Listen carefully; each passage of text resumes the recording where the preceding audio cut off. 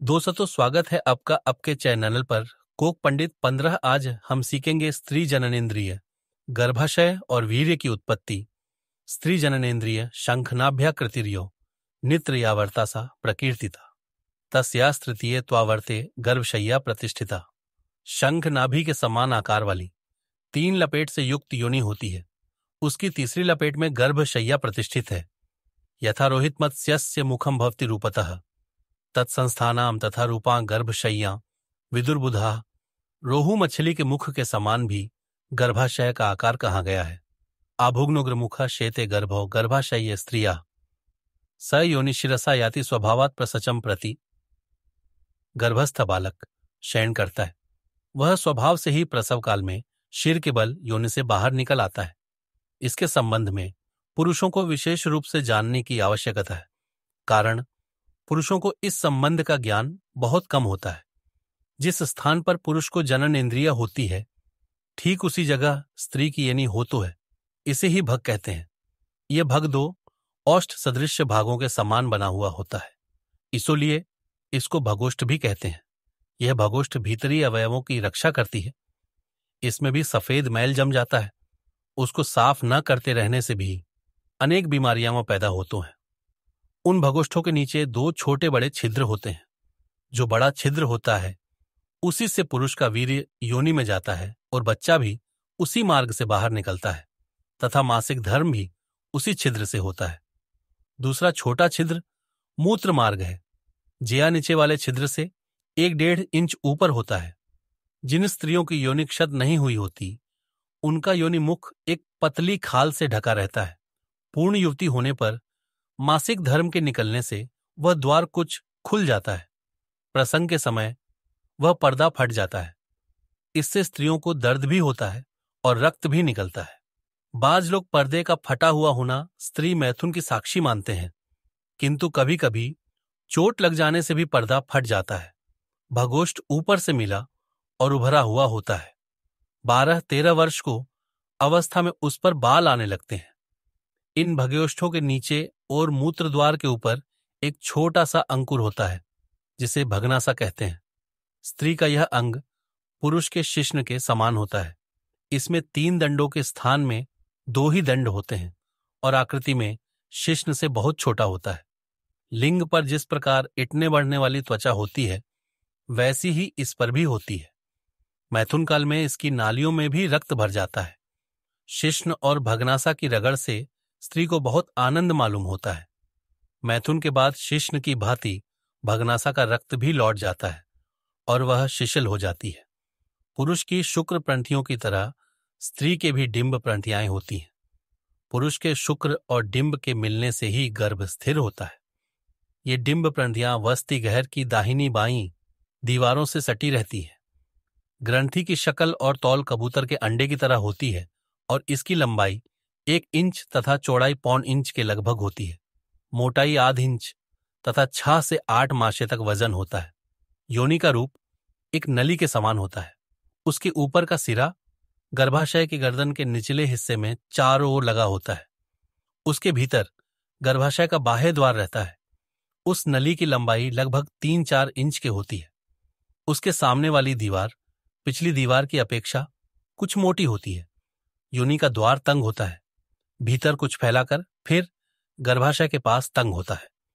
योनि द्वार में बहुत सी शिराएं होती हैं, जो मैथुन काल में रक्त से भरकर मोटी हो जाती हैं। गर्भाशय योनि मुख से मिला हुआ गर्भाशय होता है। वह वस्ति गह्वर में ही होता है। उसके सम्मुख मूत्र स्थान और पीछे मल स्थान है। गर्भाशय के कुछ ही दूर पर दोनों डिंब ग्रंथियां भी रहती हैं। गर्भाशय की शक्ल नासपाती के समान होती है, किंतु उसका स्थूल भाग गोल होने की अपेक्षा कुछ छपटा होता है। वस्ति गह्वर में गर्भाशय सांधा खड़ा न रहकर मूत्राशय की ओर झुका रहता है। गर्भाशय अंदर से पोला रहता है और उसमें भी जगह बहुत कम होती है। गर्भ धारण करने के पूर्व गर्भाशय छोटा रहता है, किंतु गर्भ स्थित हो जाने पर वह धीरे धीरे बढ़ जाना है। 3रे महीने में टटोलकर देह बने से प्रतीति भी की जा सकती है। सामान्यतया गर्भाशय की दिग्दर्शन कराकर अब रज और वीर्य पर विचार किया जाएगा। वीर्य की उत्पत्ति मनुष्य शरीर के सार तत्वत्र का नाम वीर्य है। वैद्यक शास्त्र ने जीवन का मूल तत्व इस वीर्य को ही माना है। यह वीर्य आहार का अंतिम तत्वत्र है मत है। रसाद्रक्त ततो मांसम मांसान मेद प्रजायते मेदस्यास्थिस्ततो मज्जा मज्जाया शुक संभव। सुश्रुताचार्य अर्थात भोजन के पचने पर रस, रस से रक्त, रक्त से मांस, मांस से मेद, मेद से आस्थ, अस्थि से मज्जा और मज्जा से वीर्य पैदा होता है। इससे लेकर मज्जा तक प्रत्येक धातु 5 दिन रात और 1.5 घड़ों तक अपनी अवस्था में रहती है। बाद 30 दिन रात और 9 घड़ी में रस से वीर्य चनता है। ऐसा भोज तथा अन्य आचार्यों ने लिखा है। स्पष्ट रीति से यूं समझना चाहिए कि मनुष्य जो कुछ आज भोजन करता है उसका वायम बनने में पूरा 1 महीना लगता है। इसी प्रकार और इतने हाँ समय में स्त्री शरीर में रज पैदा होता है। शरीर के बलाबल के अनुसार इस समय में न्यूनाधिकता भी हो जाती है। इसी पुरुष वीर्य और स्त्री रज के अधीन स्त्री पुरुष की शारीरिक और मानसिक सारी शक्तियां रहती हैं। इसी के प्रभाव से ब्रह्मचारी पुरुषों और ब्रह्मचारिणी स्त्रियों का शरीर बलचौर्य से पूर्ण, सुंदर, हृष्ट पुष्ट तथा पवित्र देखा जाता है। यदि यह न रहे तो शरीर एक क्षण भी न टिके। शरीर स्थिति का मूल तत्व यही है। अब यहां यह प्रश्न किया जा सकता है कि वीर्य की उत्पत्ति शरीर में किस अवस्था से होती है। यूं तो शरीर की उत्पत्ति ही वीर्य से होती है। अतः वीर्य शून्य तो कभी शरीर रहता ही नहीं और न वीर्यहीन शरीर जीवित रह सकता है। पर स्पष्ट रूप से 12-13 वर्ष की अवस्था से शरीर में वीर्य बनने लगता है। इससे पहले शरीर में वाय बनता है। वह सबका सब शरीर की वृद्धि और उसके विकास में खर्च हो आया करता है और किशोरावस्था के आरंभ में वह दिखलाई पड़ने लगता है। 25 वर्ष की अवस्था तक पुरुष शरीर का वृद्धि क्रम जारी रहता है।